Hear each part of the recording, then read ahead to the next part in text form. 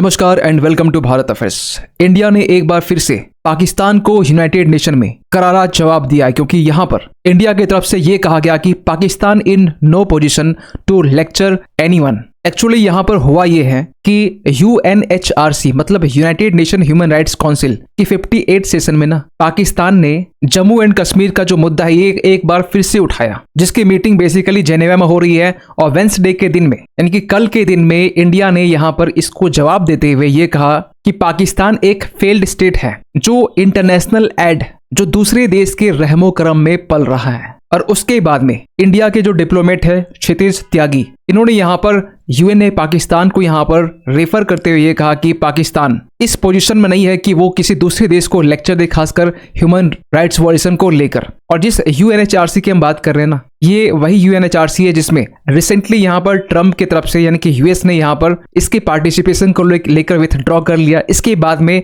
US की देखा देखी इजराइल ने भी इसे विथड्रॉ कर लिया। खैर, पाकिस्तान ने जब इंडिया को लेकर खासकर जम्मू कश्मीर को लेकर ये कहा कि जम्मू कश्मीर में ह्यूमन राइट्स का वायलेशन होता है, वहां पर कोई भी डेमोक्रेसी नहीं है, इस एलिगेशन को यहाँ पर डिसमिस करते हुए इंडिया की तरफ से ये कहा गया ये बेसिकली जो स्टेटमेंट है कंप्लीटली ये बेसलेस है और मेलिशियस है। और ये कहा गया कि पाकिस्तान खुद अपने आप में एक ऐसा देश है जहां पर ह्यूमन राइट्स का वायलेशन होता है और दूसरे देश को लेक्चर देता है, जो अपने आप में एक रियोट्रिक रिक्स ऑफ हिपोक्रेसी है। और फाइनली यहाँ पर यह भी कहा गया कि जो यूनियन टेरिटरीज है जम्मू एंड कश्मीर और लद्दाख, क्योंकि 2019 के टाइम में जम्मू और कश्मीर को यूटी बनाया गया था, 2 यूटीज में डिवाइड किया गया था आर्टिकल 370 हटाने के बाद में। और ये कहा गया कि जम्मू एंड कश्मीर और लद्दाख ये इंडिया का ऑलवेज इंटीग्रल और इनअलाइनेबल पार्ट रहेगा। और पाकिस्तान ऐसा इसलिए भी कर पाता है क्योंकि पाकिस्तान खासकर जो ग्लोबल प्लेटफॉर्म है, फॉर एग्जांपल का यूएन हो गया और बाकी जो अदर प्लेटफॉर्म है, इसका बेसिकली यूज ही करता है इंडिया के अगेंस्ट में। और इसे फॉल्स क्लेम जो है जम्मू एंड कश्मीर को लेकर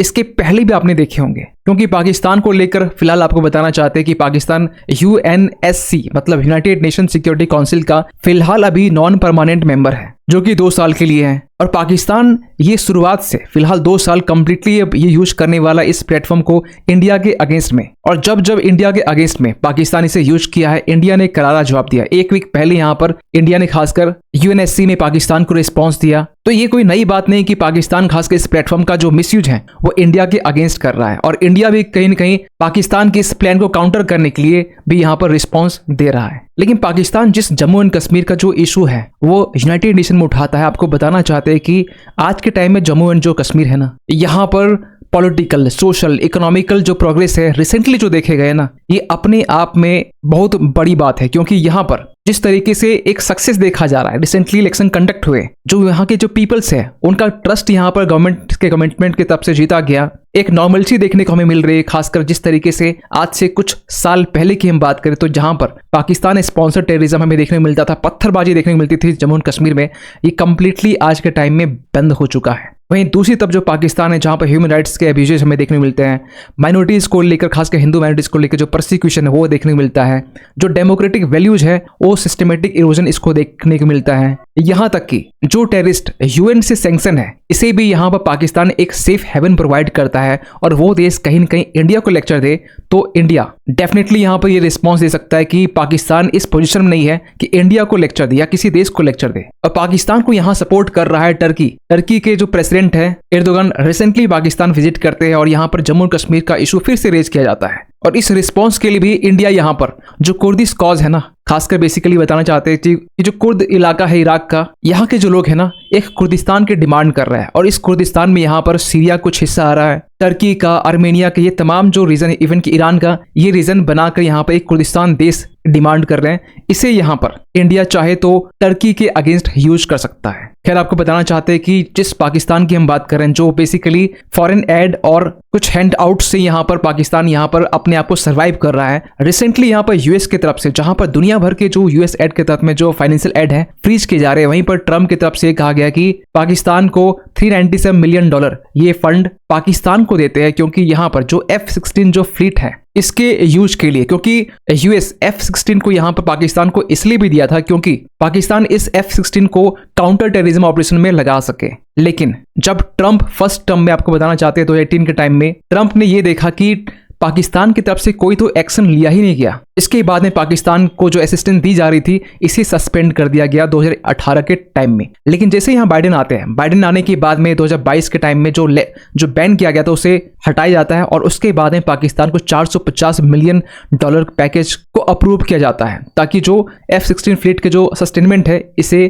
किया जा सके। और F-16 वही है, यूएस का फाइटर जेट है जो बेसिकली पाकिस्तान को दिया गया है। और ये F-16 वही है जब 2019 के टाइम में जब बालाकोट एयर स्ट्राइक हुआ था, जब इंडिया की तरफ से अभिनंदन जी की तरफ से जब एयर स्ट्राइक के दौरान F-16 को यहाँ पर डिस्ट्रॉय कर दिया गया था, उसी F-16 की यहाँ पर बात कर रहे हैं। और उसी F-16 को यहाँ पर पाकिस्तान यूज करता है इंडिया के अगेंस्ट में, जबकि इसके यूएस इसलिए दिया है और इसके मेंटेनेंस के लिए 450 बिलियन कभी 400 मिलियन ये पैकेज अनाउंस किए जाते हैं, लेकिन पाकिस्तान इसे इंडिया के अगेंस्ट यूज करता है। और इंडिया बार बार इस इशू को रेज करता रहा है कि पाकिस्तान इंड यूज एग्रीमेंट को यहाँ पर वायलेट कर रहा है। इवन कि जज शंकर ने भी यहाँ पर क्रिटिसाइज करते हुए ये कहा था कि पाकिस्तान को you are not fooling anybody regarding the intended use of the F-16। खैर अगर हम पाकिस्तान की बात करें तो आज के टाइम में ना पाकिस्तान में जो कर्ज है वो $100 बिलियन से भी ज्यादा है। कुछ आंकड़े ये भी बताते हैं कि 130 बिलियन तक ये पहुंच चुके हैं, जिनमें से चाइना से अकेला जो है सबसे ज्यादा कर्ज लिया है। मतलब वर्ल्ड बैंक भी ये मानता है कि China still Pakistan top bilateral creditor. और इस लोन को चुकाने के लिए पाकिस्तान के पास में सफिशिएंट यहाँ पर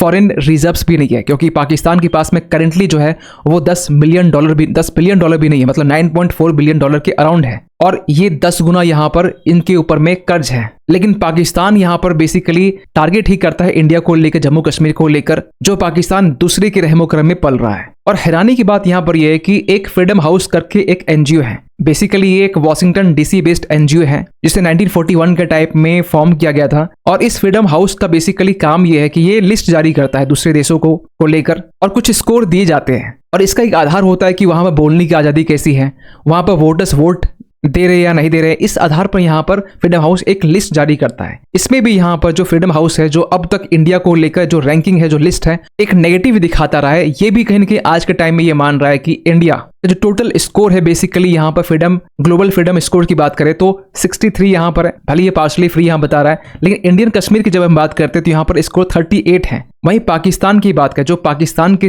पास में जो कश्मीर मतलब पीओके की रीजन की बात कर रहे हैं, तो पाकिस्तान का टोटल जो स्कोर है वो 32 है। मतलब ये भी जो 32 स्कोर है ये इंडिया से काफी ज्यादा कम है। इंडिया के पास 63 स्कोर दिया है इन्होंने खासकर, और इंडियन कश्मीर को 38। वहीं यहाँ पर बात करें तो पाकिस्तानी जो कश्मीर है इससे तो पहले यहाँ दिखाया जा रहा है कि नॉट फ्री, ये फ्री नहीं है, और इनके पास स्कोर कितना है, 30 स्कोर है। वैसे इस ग्लोबल फ्रीडम जो हाउस की हम बात करते हैं तो इसमें ये बताया जा रहा है बेसिकली कि इसके अलावा इंडिया के जो नेबर है, फॉर एग्जांपल कि बांग्लादेश, भूटान, श्रीलंका, इसको लेकर भी कुछ इंप्रूवमेंट यहाँ पर जो स्कोर्स है वो दिखाए गए हैं। और वहीं दूसरी तरफ पाकिस्तान के प्राइम मिनिस्टर शहबाज शरीफ ये कहते हैं कि हिंदुस्तान को पीछे ना छोड़ दिया तो मेरा नाम शहबाज शरीफ नहीं। ये ऐसे स्टेटमेंट यहाँ पर रिसेंटली जब देरा जो गाजी खान है यहाँ पर जब एक सभा को संबोधित कर रहे थे उस टाइम में इन्होंने ये बातें कही। और ये बातें बोलने के बाद में जो सोशल मीडिया है वहां से रिएक्शन आना स्टार्ट होता है। कुछ लोगों ने ये भी कहा कि दवाई नहीं लिया आज का लॉस्ट हिज मेंटल बैलेंस। इस तरह की बातें खासकर इस वीडियो को के वायरल होने के बाद में रिएक्शन के तौर पर देखा गया। मतलब आप ये सोचिए, पाकिस्तान जिनके ऊपर में 100 बिलियन का कर्ज है, वो पाकिस्तान जो बेसिकली एक ख्वाब देख रहा है कि इंडिया को पीछे छोड़ने का, जो कि अपने आप में एक इम्पॉसिबल चीज है, और वो पाकिस्तान जो आज के टाइम में टेररिस्ट के लिए एक सेफ हेवन प्रोवाइड करता है, और वो पाकिस्तान जो रिसेंटली चैंपियंस ट्रॉफी में इंडिया और पाकिस्तान के बीच में मैच में एक करारी यहाँ पर हार शिकस्त दी जाती है, वो अगर बार बार कहीं न कहीं इंडिया को लेकर कश्मीर का इशू रेज करता है यूएन जैसे प्लेटफॉर्म में, और बार बार इंडिया की तरफ से इसे रिएक्ट करके रिस्पॉन्स दिया जाता है, तो ये अब पाकिस्तान को यहाँ से लर्न करने की जरूरत है। खैर आप क्या सोचते हैं पूरी इस अपडेट को लेकर कमेंट कीजिएगा। और जाते जाते एक क्वेश्चन सभी के लिए, हाल ही में यहाँ पर उत्तर प्रदेश का कौन सा डिस्ट्रिक्ट है जहां पर इंडिया का फर्स्ट बायोपॉलीमर प्लांट बनाया गया है? आपको बता दें कि बायोपॉलीमर जो प्लांट है इसके बनाने के पीछे पर्पस है जो प्लास्टिक को यहाँ पर रिप्लेस किया जा सके। आपके सामने ऑप्शन है सुल्तानपुर, लखीमपुर खीरी, सहारनपुर या फिर रायबरेली। सही आंसर कीजिए कमेंट सेक्शन पे। मिलते किसी अगले वीडियो में, तब तक के लिए थैंक यू सो मच।